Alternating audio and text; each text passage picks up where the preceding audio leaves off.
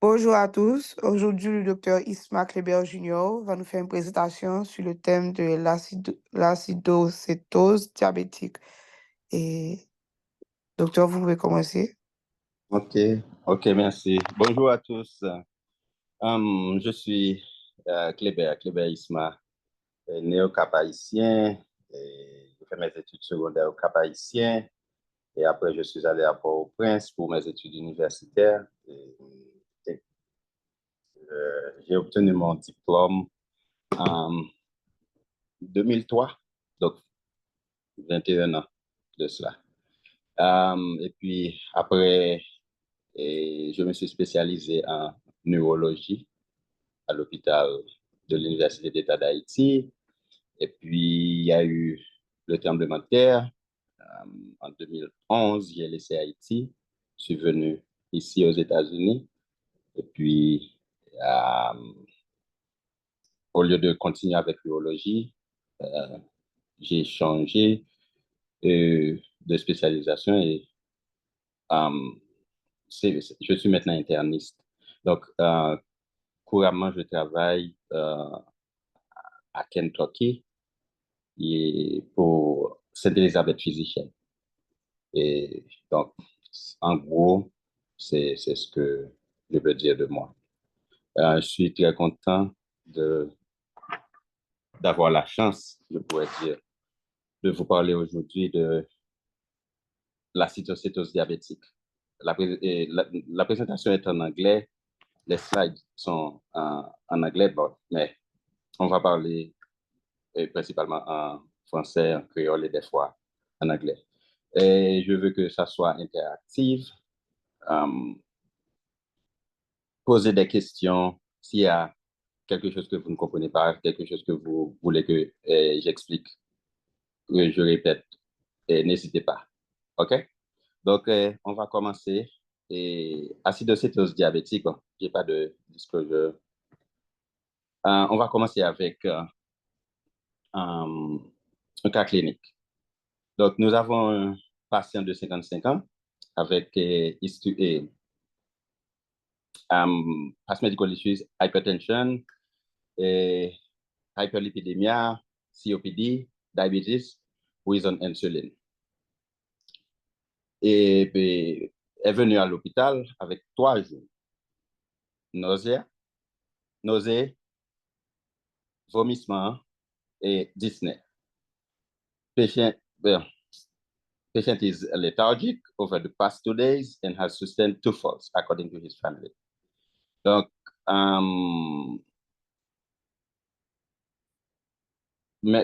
médicaments, losartan, 25 mg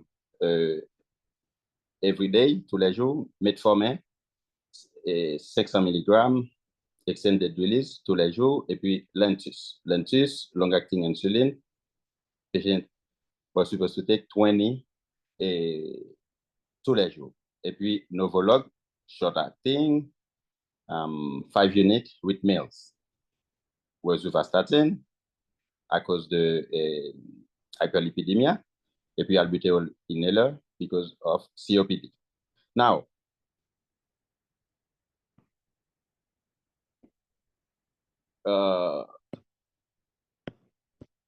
notre patient vient avec blood pressure 80/54, heart rate 120, saturation 86 on room air, et puis respiratory rate 30. So, tachypneic.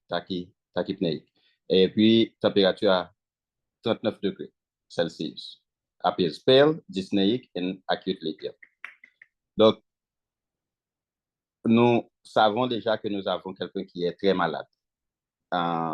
Non seulement quelqu'un qui a une histoire médicale assez complexe, mais aussi quelqu'un qui vient avec des signes vitaux qui ne sont pas stables. Ça, c'est un patient qui n'est pas hémodynamically stable. Il n'est pas stable hémodynamique. Physical exam, apparence, heart tachycardic, no murmur, lungs, crackles, ralves, ce que nous appelons ralves, and wheezing also. Abdomen, non-tendal to palpation, no palpable organs, skin, decreased capillary refill, and neurologic exam.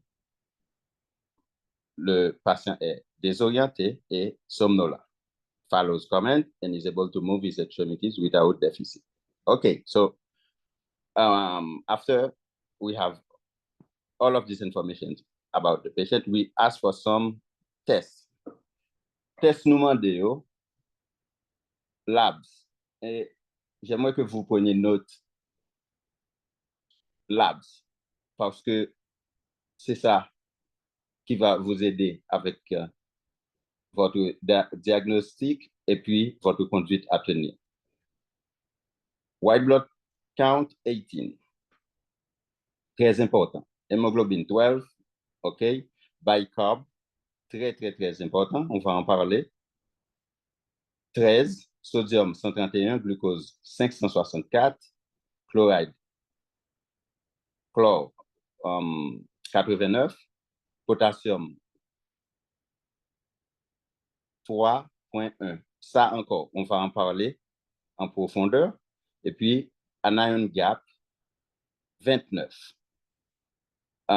Blood gas, pH at 7.12. Et puis, UA showed over 1000. Glucose, negative for nitrate and esterase. Et puis, ketones, 3 plus. Ça vous donne le diagnostic. Or, c'est très, très, très, très, très informatif, les résultats de laboratoire que nous avons ici.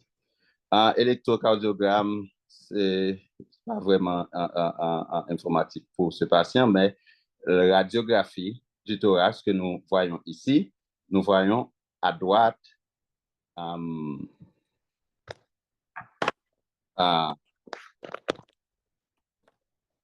nous voyons tout ça que nous appelons basilar infiltrate consolidation. Et puis, lorsqu'on voit ça, on pense déjà à quoi? Qu'est-ce que ça vous fait penser? À quoi ça vous fait penser? Vous pouvez intervenir. OK? Lorsqu'on voit ça, c'est très suggestif de pneumonie. On en parlera tout à l'heure. Donc, je ne sais pas si vous prenez note, mais on va en parler à la fin de la présentation sur ce cas, mais prenez note sur tout ça, parce que ma question, c'est quels sont vos diagnostics pour ce patient? Il n'y a pas un seul diagnostic, il y en a plusieurs. Compte tenu de tout ce qu'on vient de dire, qu'est-ce que vous pensez en gros que ce patient souffre? OK, ce dont il souffre. And how would you manage? Qu'est-ce que vous allez faire pour ce patient? Maintenant, entrons dans le vif du sujet. Introduction, c'est quoi DKE? Acidocétose diabétique, nous l'appelons DKE, et c'est plus court. C'est une complication très, très, très sérieuse du diabète. C'est l'une des complications aiguës. Nous savons qu'il y a les complications chroniques et puis les complications aiguës. C'est l'une des plus sérieuses complications aiguës du diabète. Et puis, il y a un risque élevé de mortalité et de morbidité lorsqu'on ne traite pas à temps. Le pronostic est vraiment sévère chez les personnes très âgées ou très jeunes. Donc, c'est très important lorsqu'on reçoit des personnes très âgées et qu'ils ont l'acidocétose diabétique. Il faut vraiment penser et se souvenir que ces personnes-là, le taux de mortalité est beaucoup plus élevé que les personnes aux environs de 40-50 ans. Avec les nouvelles avancées, et nous avons pu réduire la mortalité à moins 2%, mais avant la découverte de l'insuline, la mortalité était de 100%, ce qui est très effrayant. Imaginez que quelle que soit la personne, si vous avez ça, vous allez mourir. Donc, avec la découverte de l'insuline, ça a beaucoup, beaucoup changé. Passer de 100% à 2%, c'est vraiment extraordinaire. Épidémiologie, je ne vais pas m'attarder dessus. 2 points vraiment, vraiment importants. On doit se rappeler de 2 points importants du point de vue épidémiologie. Quels sont les patients qui sont diagnostiqués? On a 2 groupes. Premier groupe, ce sont des personnes qui ne savaient même pas qu'ils avaient le diabète. OK? Et ils sont malades, ils se sentent pas bien, et puis lorsqu'ils viennent à l'hôpital, on les trouve non seulement diabétiques, mais avec cette complication, acidocétose diabétique.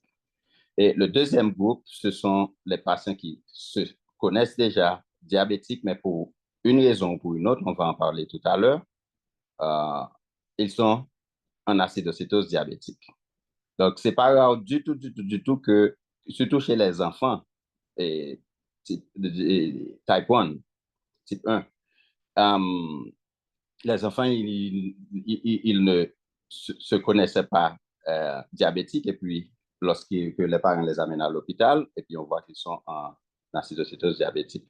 Et puis, la deuxième chose que je veux dire aussi, c'est comparativement à où ces patients-là vivent.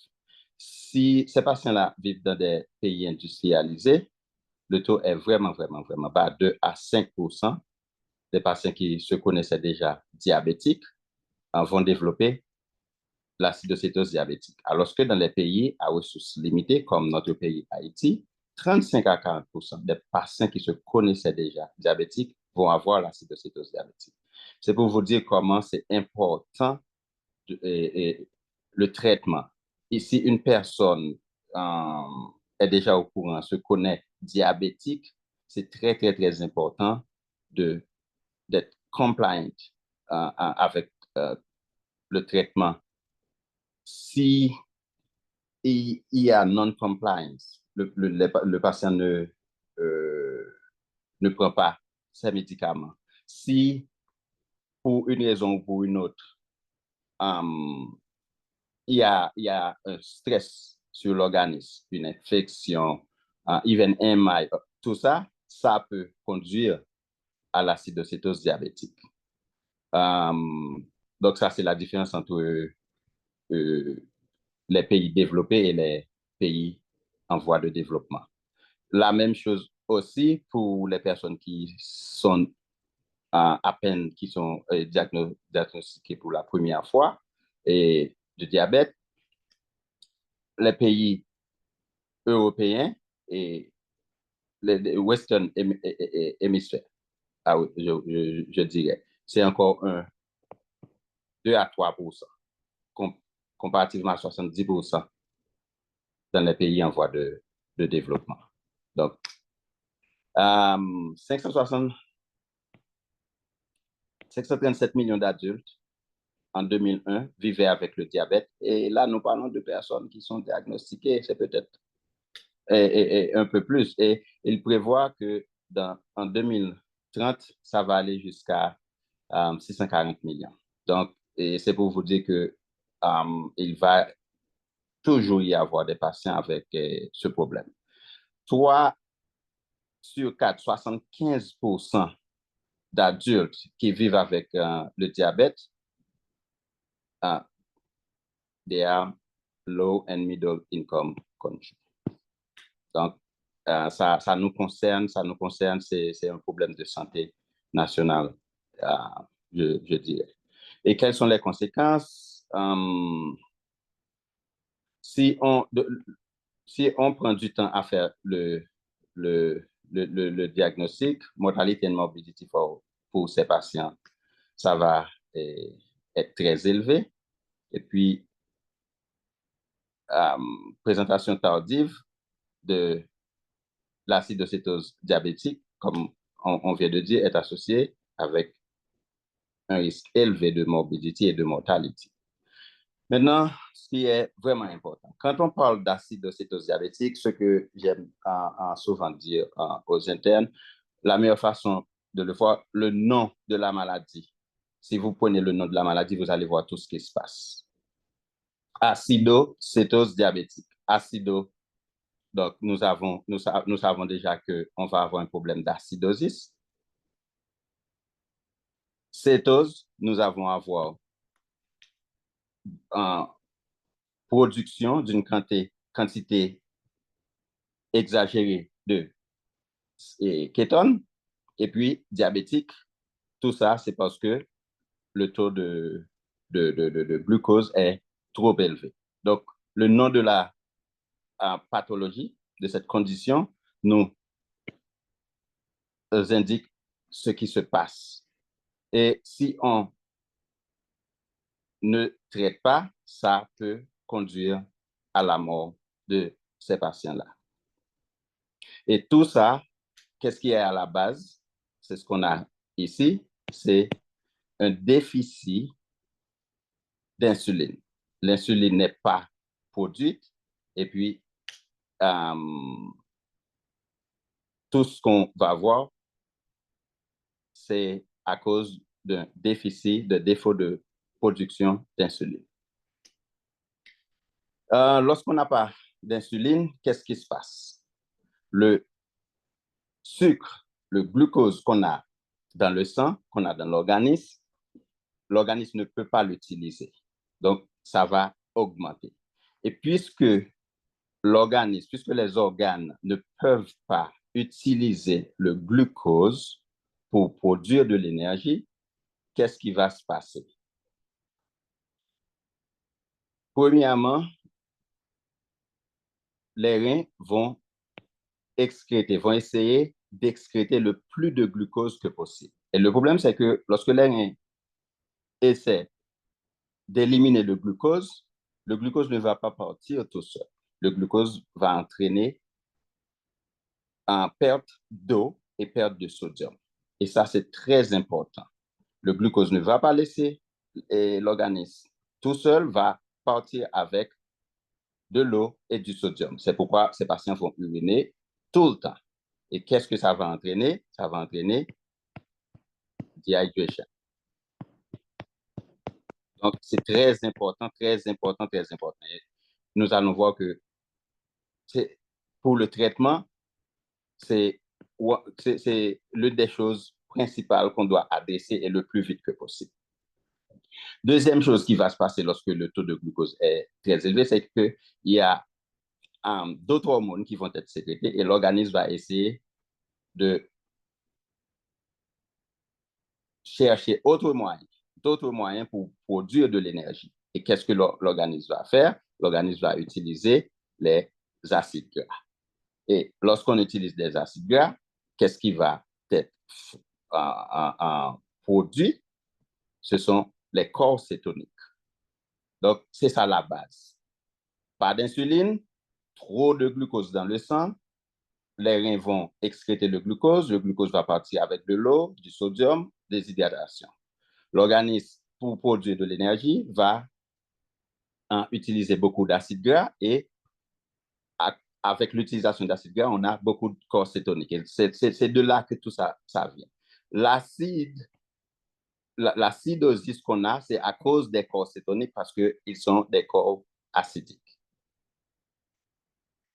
Pour continuer avec physiopathologie, l'excès de kétone va causer ce qu'on appelle métabolique acidosis.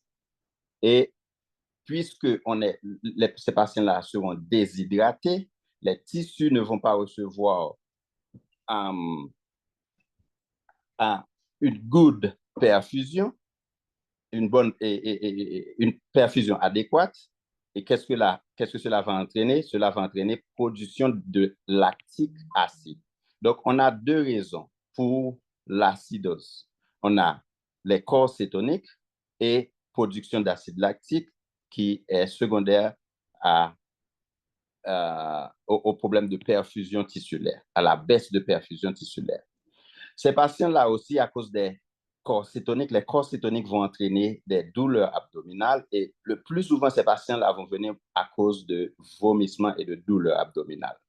Vomissements, douleurs abdominales, et à cause des vomissements, ces patients-là vont perdre encore plus d'eau et ça va encore aggraver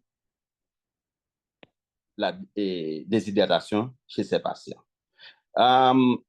Electrolyte abnormalities est très, très, très important aussi. Et une chose que vous devez vous rappeler, donc vous devez vous rappeler, c'est le potassium. Lorsque vous avez un bilan rénal, vous regardez votre résultat, vous allez voir que sodium, c'est autour de 135, 136, 137, tout ça. Et c'est là qu'on aime rester. Mais potassium, c'est autour de 4.1, 4.2. Ça vous renseigne sur la concentration de ces électrolytes dans le sang et puis dans le liquide extracellulaire. Mais qu'est-ce qui se passe dans le liquide intracellulaire? C'est l'opposé. À l'intérieur des cellules, nous avons beaucoup plus de potassium. Potassium à l'intérieur de la cellule serait dans les 135, 136, comme ça. Et qu'est-ce qui se passe lorsqu'on n'a pas assez d'insuline? Le potassium va laisser l'intérieur des cellules pour passer à l'extérieur des cellules. Donc, ça, c'est encore une complication. Et puis, le potassium peut laisser l'organisme aussi à cause de la diurèse osmotique qu'on a lorsqu'on a trop de glucose dans le sang. Donc, si on comprend très bien la physiopathologie, le reste va être vraiment, vraiment un jeu d'enfant. Donc, nous nous attendons à avoir un patient qui est déshydraté, pas assez d'eau dans l'organisme, qui a beaucoup trop de glucose dans l'organisme, qui a beaucoup de corps cétonique, qui n'a pas assez de potassium dans l'organisme, principalement à l'intérieur des cellules. C'est en gros ce qu'on a. Et on vient d'en parler. Potassium, sérum potassium, des fois, à cause du shift qu'on a de l'intérieur des cellules à l'extérieur des cellules, des fois, vous pouvez voir que lorsque vous mesurez, vous faites un bilan rénal, vous allez voir que le potassium peut être élevé. Mais en réalité, la quantité de potassium totale pour ce patient n'est pas élevée parce que l'intérieur des cellules n'a pas assez de potassium. Très important de se souvenir de cela. Phosphate peut aussi être plus bas que normal et c'est l'une des raisons pour lesquelles on vérifie ces valeurs-là et on remplace si nécessaire. Sodium, on l'a dit au début, lorsque le glucose laisse avec de l'eau et du sodium, donc le sodium, taux de sodium aussi peut être bas chez ces patients. The dehydration can lead to decreased kidney perfusion. C'est assez évident. Lorsqu'on est déshydraté, on a beaucoup plus de chances d'avoir une insuffisance rénale. Insuffisance rénale aiguë, ce qu'on appelle prérénale. Insuffisance prérénale parce qu'on n'a pas assez de sang going to the kidneys. Accumulation of ketone bodies contributes to abdominal pain and vomiting. Oui, nous avons parlé de cela. Et puis, lorsqu'on a beaucoup de ketone bodies, ces patients-là, ils peuvent avoir ce qu'on appelle la respiration de Kussmaul. Et puis, ils ont ce qu'on appelle altered mental status, et des fois, ça peut progresser jusqu'au coma. On a parlé de cela. Insulin deficiency, lorsqu'on n'a pas assez d'insuline, ça va entraîner, et l'organisme va surtout utiliser les acides gras. Et lorsqu'on utilise les acides gras, ça va donner beaucoup de kétones et ça va entraîner l'acidosis dont on a parlé. Trop de glucose dans l'organisme, ça donne hyperglycémie, ça entraîne osmotic diurésis, et puis ces patients-là sont très déshydratés. Et notre organisme ne peut pas faire la différence entre lorsqu'on n'a pas assez de glucose et lorsqu'on ne peut pas utiliser le glucose.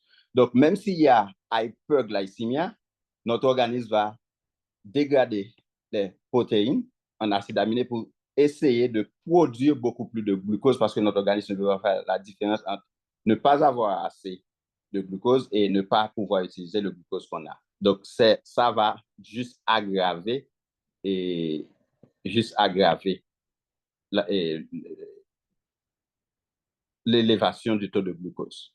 Ça, vous pouvez revoir puisque vous avez les slides. Très, très, très important. Ça, tout ce qu'on a ici, c'est ce qui se passe lorsqu'on n'a pas assez d'insuline. Lorsqu'on a assez d'insuline, voilà ce qui se passe ici. Mais lorsqu'on n'a pas assez d'insuline, voilà ce qui se passe. Et on a parlé, voilà ce qui se passe au niveau du foie, au niveau des muscles et au niveau du tissu adipeux. Et lorsqu'on si on prend du temps pour voir tout ce qui se passe ici, on va simplement réaliser que tout cela va simplement aggraver l'acidocétose diabétique. Maintenant, quels sont les facteurs précipitants? Nous l'avons dit, 25% de ces patients ne savaient pas, même pas qu'ils avaient le diabète. Donc, facteurs précipitants, ils n'ont pas reçu de traitement. Infection, vous pouvez voir 40%. Le plus souvent, quelqu'un qui est diabétique et qui se connaît diabétique, qui est compliant avec les médicaments et qui vient en acidocétose diabétique, c'est à cause d'une infection. Cherchez, vous allez trouver, vous devez trouver une raison. Des médicaments, stéroïdes, comme exemple, souvenez-vous que tous les patients qui reçoivent des stéroïdes, les stéroïdes ont ça comme effet secondaire. Ils vont augmenter le taux de glucose. Augmenter. Les patients qui sont à l'hôpital et qu'on traite avec de fortes doses de stéroïdes, très souvent, on doit leur donner de l'insuline aussi pour diminuer le taux de glucose. Parce que stéroïdes, ou l'un de leurs principaux effets secondaires, c'est d'entraîner une élévation de glucose. Donc, quelqu'un qui est déjà diabétique et à qui on donne des stéroïdes, on doit ajuster la quantité d'insuline parce que c'est un risque facteur. Et puis, on préfère parler d'omission d'insuline parce qu'il y a beaucoup de situations qui peuvent être en cause. Des fois, c'est non-availability, c'est pas disponible, l'insuline n'est pas disponible. Des fois, c'est le coût. Et tristement, il y a beaucoup de personnes, même ici aux États-Unis, qui ne peuvent pas payer, qui ne peuvent pas trouver de l'argent pour payer pour l'insuline. Parce que imaginez quelqu'un qui est diabétique à l'âge de 10 ans, c'est tout le reste de la vie de cette personne que cette personne doit trouver de l'insuline pour s'injecter chaque jour, tous les jours. Donc, ça a un coût. Et des fois, on reçoit des patients, ils nous disent, je suis désolé, j'ai pas pu acheter, j'ai pas d'argent. Donc, le coût, c'est un facteur. Fear of hypoglycemia, ça arrive tout le temps. Les patients qui ont eu une expérience de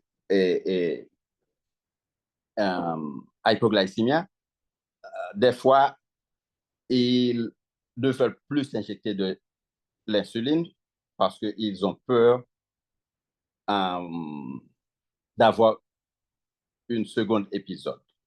Rébellion, et des fois, c'est des personnes juste pour des enfants juste pour rébeller contre des parents ou autres situations similaires. Et puis, stress of chronic disease. Des patients qui vivent avec des maladies chroniques et à un certain moment, ça peut avoir ça comme conséquence aussi. Diagnostic. Quand est-ce qu'on doit penser à l'acidocétose diabétique? Si on voit un patient qui vient déshydraté, les muqueuses sont sèches, acidotiques. Nous avons ça, c'est très caractéristique. Si vous, c'est quelque chose que vous devez, une fois que vous avez un patient avec l'acidocétose diabétique et vous avez cette odeur d'acétone, vous n'allez plus l'oublier. Vous n'allez plus l'oublier. Et c'est très indicatif. Dans ce cas, quand vous allez voir le patient et puis le patient commence à vous parler et puis vous prenez cette odeur, vous voyez que cette patient est déshydraté, vous allez savoir que, OK, most likely, it's acidocétose diabétique. Nous allons parler de douleur abdominale, de vomissement, tout ça, c'est à cause des corps cétoniques. Et puis, très important, lorsque ça commence à avancer et on a des orientations et des fois, ces patients-là viennent en coma. Et signes et symptômes, polyuria, polydipsia, évidemment, c'est pourquoi le patient est déshydraté et dehydration. À cause de déshydratation, tachycardia, orthostasis, et puis douleur abdominale, nausée, vomiting. Nous avons parlé de footy breath, et puis respiration de Kussmaul, et puis mental status change. So, tout ça est déjà couvert. Et comment on fait le diagnostic? Les tests. Un bilan rénal, ça va venir avec le plus souvent, un taux de glucose plus que 300. Mais ça ne veut pas dire si c'est moins que 300, ce n'est pas l'acidocétose diabétique. Le plus souvent, c'est plus que 300, mais c'est possible d'avoir l'acidocétose diabétique avec moins que ça. Always. Vous allez toujours trouver ces deux. Kétonémia et kétonuria. Et un examen des urines, c'est fait rapidement. Et quand vous voyez plus 3, plus 4 kétones, vous savez que, OK, et probablement, c'est un patient diabétique. Vous allez dire que probablement, c'est ça mon diagnostic. Métabolique acidosis avec un pH le plus souvent à moins que 7,25. Blood gas n'est pas disponible tout le temps. C'est principalement dans les pays en voie de développement. Donc, je vous conseille de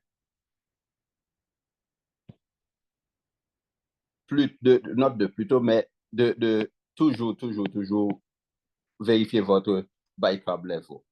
Lorsque vous avez votre bilan rénal, votre bicarbonate vous donnera beaucoup d'informations.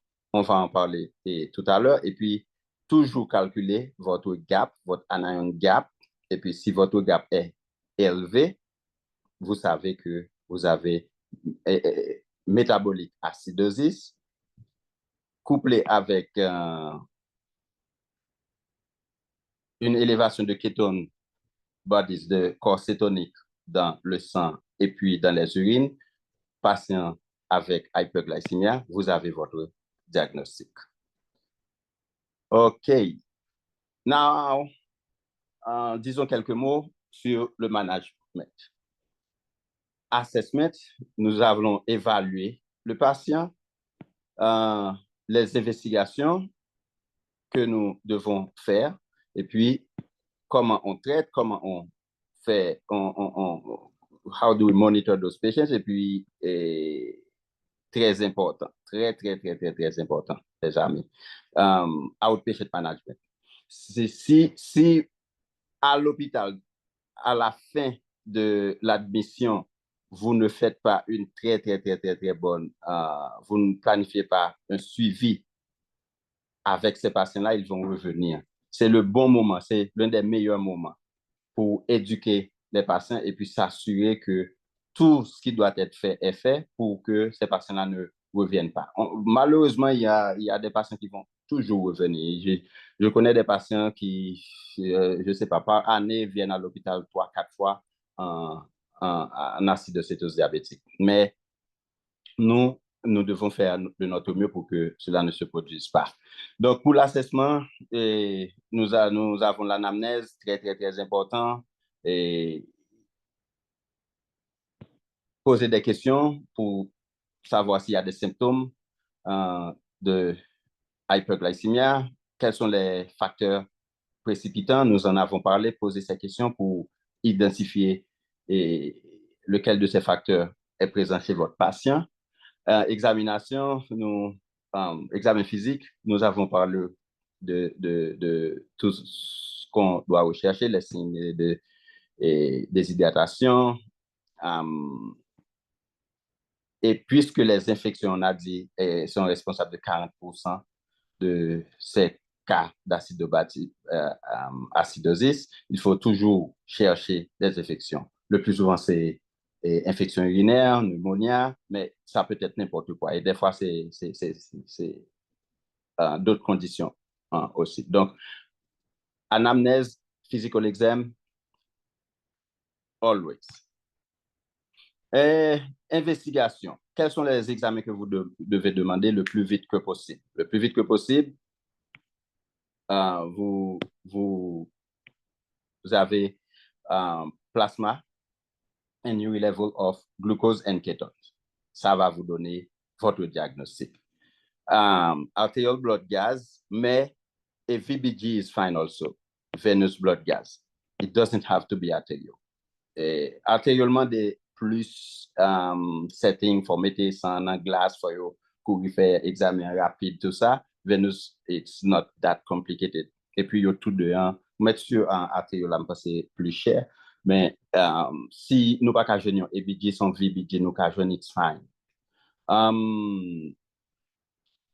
Electrolyte, tout ça, c'est très important parce qu'il y a pas le dicté traitement, nous, c'est très important. Le taux de sodium, le taux de potassium, calcium, magnésium, chloride, phosphate et bicarb, on a besoin de ces informations parce que ça va guider le traitement. Avec ces éléments aussi, nous pouvons calculer notre anion gap et puis notre anion gap va aussi dicter le traitement, on va en parler tout à l'heure. On vient juste de dire que le VBG, c'est très bon aussi. Et puis, always, hémogramme complet, hémogramme complet, hémogramme complet. Ça va nous aider. Autre test qu'on peut faire, et culture, si on pense, par exemple, qu'il y a une infection, si l'examen des urines est positif, on doit avoir au moins une culture des urines, blood culture, X-rays, tout ça, c'est très, très, très important. Souvenez-vous, si votre taux de globules blancs est élevé, ça ne veut pas dire qu'il y a infection. Si vous avez de la fièvre, most likely, probablement, il y a une infection. Mais si vous avez un taux élevé de white blood count, ça ne veut pas dire qu'il y a une infection. C'est très courant chez les patients avec DKA d'avoir un taux élevé de globules blancs sans infection. BUN, si c'est élevé, nous avons, avec créatinine also, nous savons que probablement notre patient est déjà en rénal failure, en insuffisance rénale. Et puis ça aussi, sérum amylase. Si c'est élevé et puis notre patient vient avec douleur abdomen, ne pense pas que c'est une pancréatite. Parce que le taux d'amylase peut aussi être élevé chez les patients avec DKA, sans pour autant être une pancréatite. Souvenez-vous de cela. Pancréatite, pensez plutôt à lipase. Si votre taux de lipase est élevé et puis le patient a pancréatite, vous avez ces deux, il y a trois aussi. Le troisième, c'est imaging. If you have ultrasound or si vous avez une échographie ou bien un CT, un CAT scan et showing qui démontre pancréatitis, là, vous pouvez parler de ce diagnostic. Mais si c'est seulement sérum amylox et puis abdominal pain, don't think about pancreatitis. Tout ça peut être vu, peut-être rencontré en cas d'acidocétose diabétique. Maintenant, differential diagnosis, la kétoacidosis, c'est tous les patients avec elevated, avec un taux élevé de kétone n'ont pas acidocétose diabétique. Qu'est-ce qui peut aussi entraîner cela? Ces deux-là, starvation et puis alcoolique kétoacidosis. Ces patients-là peuvent aussi avoir un taux élevé de kétone sans pour autant être en acidocétose diabétique. Et puis, autres diagnostics différentiels qui vont vous donner acidosis, c'est toi, lactic acidosis, renal failure, ethylene glycol methyl alcohol poisoning. Et ces conditions-là vont aussi entraîner métabolique et acidosis sans pour autant être DKA. Atypical presentation, je l'ai dit tout à l'heure, DKA, ça peut présenter avec un taux de sucre moins que 300. Ça s'observe surtout dans ces conditions. Mais le plus important que je veux attirer votre attention dessus, c'est SGLT2 inhibitors. Ce sont des médicaments assez récents, très, très, très efficaces. Ils sont très bons, très, très, très efficaces pour le diabète et on les utilise aussi chez les patients avec heart failure, insuffisance cardiaque, et puis les patients avec insuffisance rénale. Donc, on les utilise beaucoup, beaucoup, beaucoup. Mais si vous avez un patient qui vient avec toutes les caractéristiques d'acidocétose diabétique, et puis vous voyez que le taux de glucose est normal ou même en low, même trop bas, pensez, et ces patients-là, s'ils sont s'ils utilisent SGLT2 inhibitors, traitez-les comme un patient avec normal DKA, avec regular DKA, parce que c'est les mêmes complications, les mêmes tout. Donc, s'il vous plaît, pensez